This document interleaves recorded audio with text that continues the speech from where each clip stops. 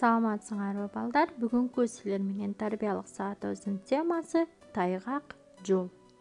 Сабагыбыздын максаты тема боюнча түшүнүк алышат, ар тараптан логикалык ой жүгүртүүлөрүн өстүрүшөт жана бири-бирин сыйлоого, урматтоого тарбияланышат. Күтүлүүчү натыйжа тема боюнча түшүнүк алышса, айтылган маалыматтарды эстеп калышса, бири-бирин сыйлоого, урматтоого тарбияланышса. Башка мезгилдерден айырмаланган кереметтүү кыш мезгили бизге жагымдуу жана жагымсыз болгон жаңылыктарын алып келүү менен өз ишине киришти. Кышкы кар көбүнчө бизди кубантып, айлананы тазартканы менен тайгак жолдор шайыр жүргөн адамдарды кубандыра албайт.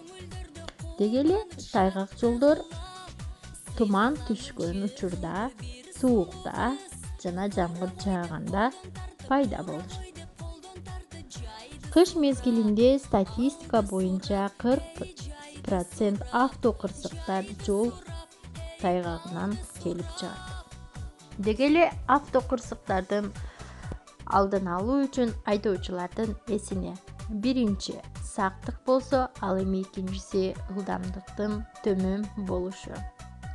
Ал эми жол жүргүнчүлөр үчүн эки коркунуч. Биринчиси тайгалануу болсо, ал эми экинчиси жыгылып же автоунаанын астында калуу болуп саналат. Тайгак жолдор менен баскан жүргүнчүлөр үчүн 5 эреже менен таанышабыз.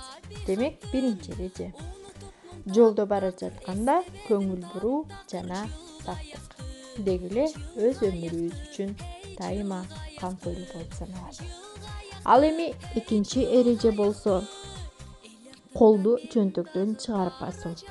Биз тайгак жолдо баратканда сөзсүз колубузду чөнтөктөн чыгарып басышыбыз керек. Себеби кокусунан жыгылып калсак, колубузду сындырып алышыбыз мүмкүн.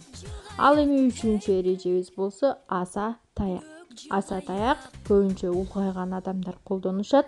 Аса таяктын баш жагына резинадан каптап берүү зарыл. Ал эми төртүнчү эреже болсо, биздин кышында кийген бут кийимибиздин ыңгайлуулугу. Деги эле бут кийимди кийгенибизде бутубузга ыңгайлуу жана жылуу болушу шарт.